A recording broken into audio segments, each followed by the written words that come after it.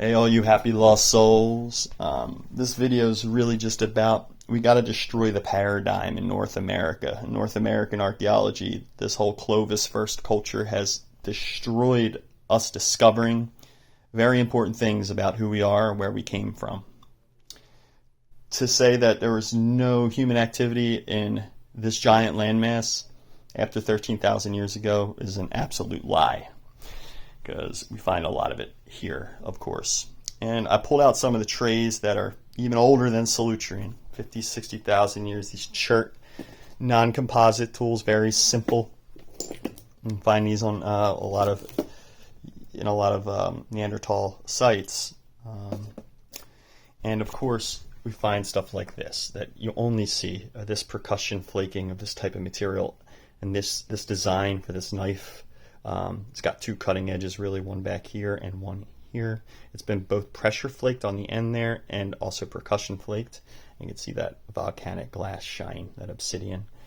I have a bigger piece that's a whole hand axe that's bifacially percussion flaked, and also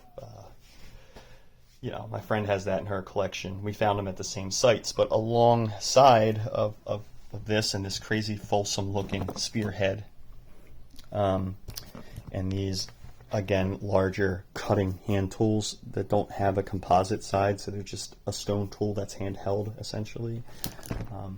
And then we see, like, at the same area that we find these butchering type tools and killing tools, we find these fossilized remnants of some kind of animal.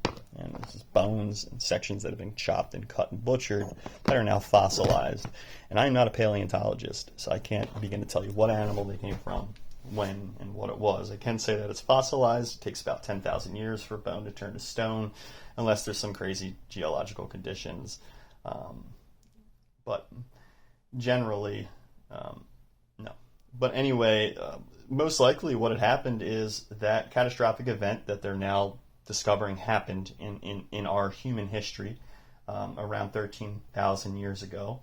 A comet impacted Greenland, also impacted parts of Canada above Oregon, and these impacts melted that great ice sheet. And we're talking about ice sheet that's 3 miles thick, thousands of miles across the whole span of Canada, what is now Canada. And that ice sheet came down, all the way down up into the upper parts of Pennsylvania. There's ice all the way across this country, and when that comet hit, it all melted instantly. A flood so epic, it wiped everything out. Except in these quarry sites, where you're seeing a lineage of quarrying activity and tool design from 100,000 years ago forward. And genetic testing recently has shown that most ancient South American DNA, most ancient people, bones we find down there, these had ancient Australian DNA, Aborigine, Denisovan. So this Denisovan genetic marker appears in the South American indigenous populations, and also, again, strongly represented in the Iroquois and the Native Americans around the Great Lakes, current Great Lakes. But when you're seeing these mines and the industry and these type of tools, these little files, these pokers, these things with these weird saw-like cutting edges, these big saws over here, these pressure flaking tools, this is this shape particularly. This stuff is all more reminiscent of what you see in Solutrean quarries, the seal hunters of that lower European area of Spain, what is now Spain, Germany, France, that whole region.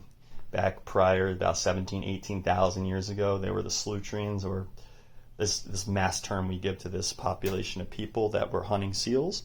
And I believe because the sea level was way lower and the ice sheet was dropped way further down in that time period, that they made it over to America, and they inhabited a lot of parts of the East Coast and made use of these exposed areas. And at the time period, this area, this lower area of Pennsylvania, southern portion, was the first area that they would find that wasn't ice covered.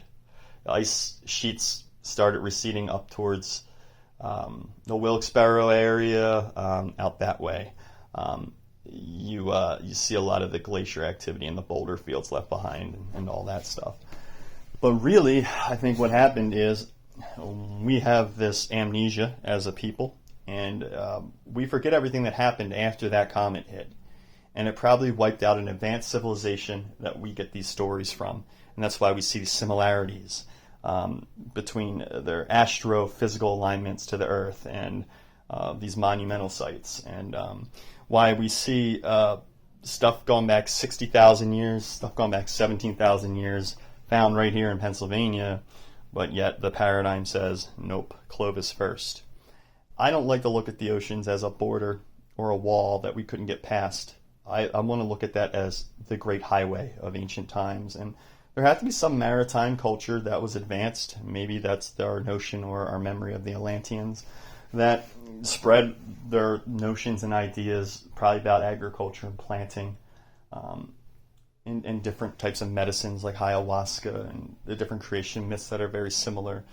The same flood myth that exists in mostly all cultures. Some catastrophic event happened, and we only have trace amounts of it. But the other issue is the paradigm. Anything that is found older than that or doesn't fit their model, their preconceived notions, they throw it out or they chalk it up to being a hoax or something like that. But anyway, checking out. Just wanted to show you guys some of the older stuff. And I love you all. Please subscribe if you haven't. Spread the word. Share your finds and stay safe.